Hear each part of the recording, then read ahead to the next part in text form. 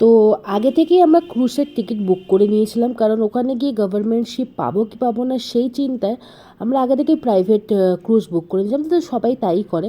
তো আমরা বুক করেছিলাম গ্রিন ওশান। তো গ্রিন ওশানে কীভাবে হ্যারাস হয়েছিলাম তোমরা তো খুব ভালো মতোই জানো, কীরকম ফলস পজিশন সৃষ্টি হয়েছিল, কতটা বাজে ব্যাপার স্যাপার হয়েছিল, সে তোমাদের সাথে আমি আগের ভিডিওতেই শেয়ার করেছিলাম। তো যারা দেখোনি তারা দেখতে পারো। তো আর তাছাড়া তারপর আমরা বাধ্য হয়েছিলাম ম্যাক্রুজ বুক করার জন্য। তো ম্যাক্রুজে চড়ার এক্সপিরিয়েন্স কেমন সেটা তোমাদের সাথে শেয়ার করব খুব শীঘ্রই। আর ডিটেলসে বলবো যে ম্যাক্রুজে কী কী ফেসিলিটি আছে, কী আছে।